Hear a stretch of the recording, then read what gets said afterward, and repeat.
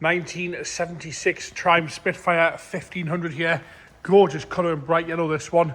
Very, very usable classic car, this Spitfire. It's certainly ready for next year's show season, that's for sure. Very, very pretty, sits nice and level as well. Bodywork wise, we're going to start off the bonnet, work our way around. We've said this before, these are definitely the ones to watch next year. I think they're going to, when the season starts again, these are just going to go up in value quite quickly. It's my opinion, by the way, don't hold me to that. I know I'll get some comments on YouTube for saying things like this. So, bodywork wise, I'm going to start over the bonnet there, work our way around the interior, away around the bodywork on the interior, and then we're going to go for a cold engine startup. So the bonnet itself, lovely and straight on the paint side of things. Obviously it had some paintwork at some point inside, which is to be expected. 1976, you know. There's a few little bits here and there in the paint, but very, very presentable. Things that you wouldn't notice if I hadn't told you. Windscreen's lovely and clean. As you come down the bonnet there, there's no major dings or dents or nastiness that your eyes are drawn to. It's all lovely and straight, especially in one colour yellow as well. Lovely and pretty across the front end. All the headlights are nice and tidy around the metal bezels there. No problems at all with that. The bumper's got some very, very light pretty, but that's all to really complain about. The lower half's lovely and tidy. As you come across the front there, you can see that lovely chin splitters, lovely and tidy. All the riders are all good. All the lights are nice and clear as we come around that right hand side front wing top there, which is all part of the bonnet. Lovely and straight around the arch as well. No corrosion coming through. If it, with it being yellow, you would notice it a mile off as well. As we go down the lower half of the sill section, it's all nice and yellow, no nasty black lines there. I'll try and go underneath because I've been told by the vendor, he says it's very, very, very good underneath this floor as well. But again, a bit dark on the camera there. Lovely and tidy around the bonnet hinges. No chips out the bottom edge of the door or the bonnet hinge anywhere, all lovely and straight. As you come down that driver's door, and again, I've got no chips out the back edge of the door. Lovely and tidy across the lower section. I have to admit, for a Spitfire, never had a door do that before in a Spitfire. Two fingers and it's closed, the gaps look good as well. Windward cap is crack free on both sides. Windows all nice and clear as well. A little bit of light scratching in the window.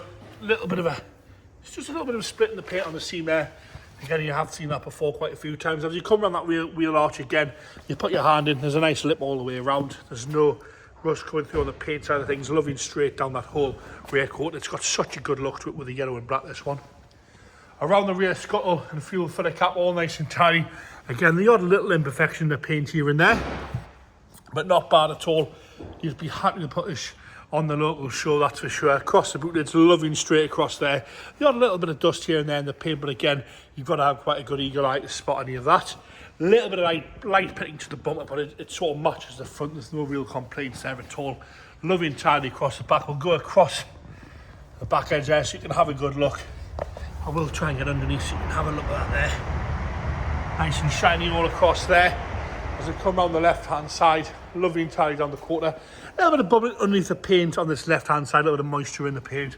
But again, with it being yellow, you wouldn't have noticed it if I hadn't shown you. But that's on the left hand side of the rear quarter, so bear that in mind. And as you come around the arch, it's lovely and tidy there. A few little stone chips on the side there. As you come around the arch, lovely and straight all the way across. No nasty stone guard lines once again. Down that sill section, lovely and tidy across the door. Got a little bit in the paint here and there again, like I mentioned. But apart from that, lovely and straight and presentable on that left-hand side front door.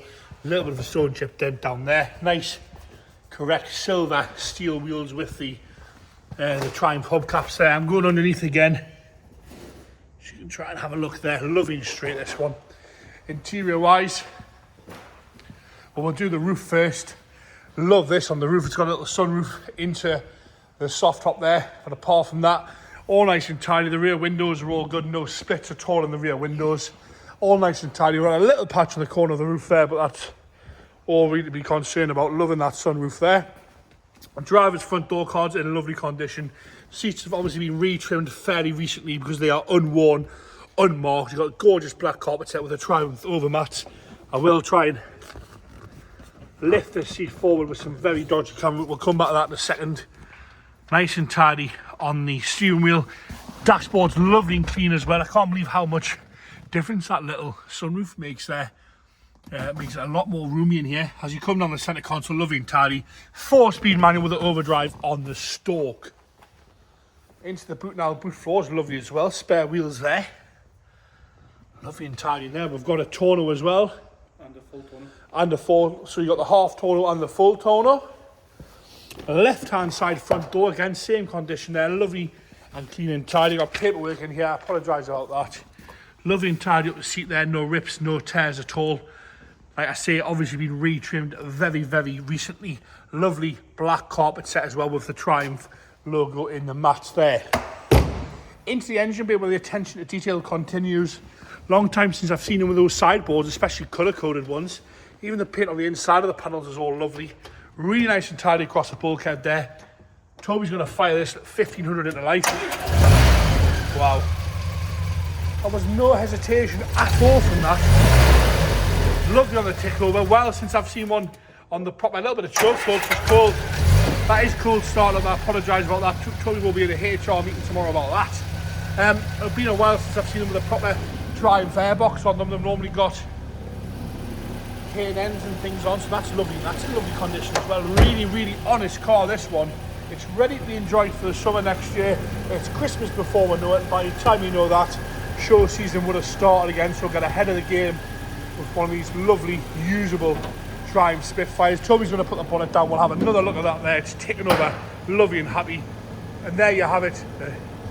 1975, did I say it was?